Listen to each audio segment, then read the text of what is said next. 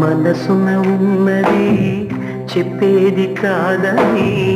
మాటున దాచేదెలా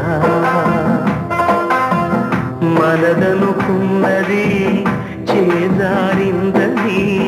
నమ్మకపోతే ఎలా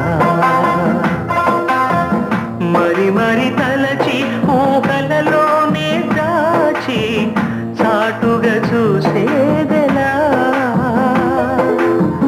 తగదని తెలిసి తలపే ఆపలేని తప్పును చేసేదెలా